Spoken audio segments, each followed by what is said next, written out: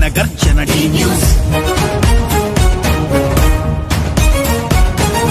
ఎలుగెత్తిన పిడికిలి D news, గళమెత్తిన గర్జన D news. అరాచకాలను అక్రమాలను అనుక్షణం ఢీ అంటే ఢీకుని ప్రజల గుండెలను ప్రతిధ్వనించే ఢమఢమ ఢమఢమ నిప్పుల డబ్బై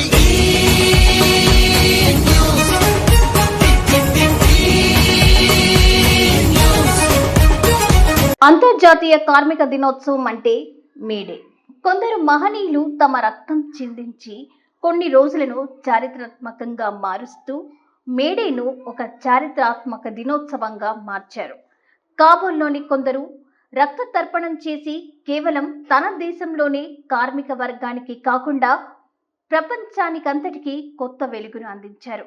తమ శ్రమని రోజుల తరబడి దోచుకున్న సమయంలో మేము మనుషులమే, మా శక్తికి కూడా పరిమితులుంటాయని శ్రామికులు గొంతెత్తారు.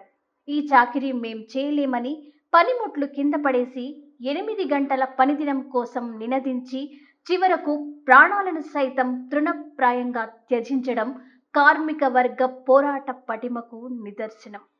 రోజుకు ఉన్న 24 గంటల్లో 8 గంటల పని, 8 గంటల విశ్రాంతి, 8 గంటల రిక్రియేషన్ అన్నవి ఈ పోరాటం ద్వారా సాధించుకున్న విజయం. 1900 నుంచి 1920 వరకు యూరోప్లో ప్రభుత్వ ధనిక వ్యాపారుల దోపిడీని ఎండగడుతూ సోషలిస్ట్ పార్టీల ఆధ్వర్యంలో మే 1న ప్రదర్శనలు జరిగేవి. మొదటి ప్రపంచ యుద్ధ సమయంలో మేడే నాడు యుద్ధ వ్యతిరేక ప్రదర్శన చేపట్టారు.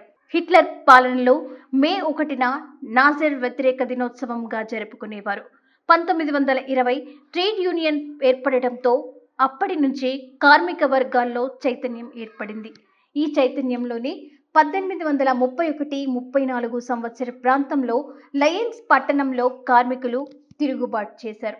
ఆ తర్వాత పారిస్లో కూడా పోరాటాలు జరిగాయి.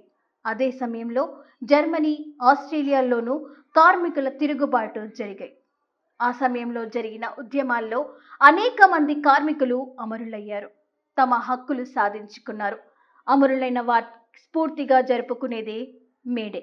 అలా మేడే ఈరోజు ప్రపంచమంతా జరుపుకుంటున్నారు. డిటీవీ ప్రేక్షకులకు మేడే శుభాకాంక్షలు.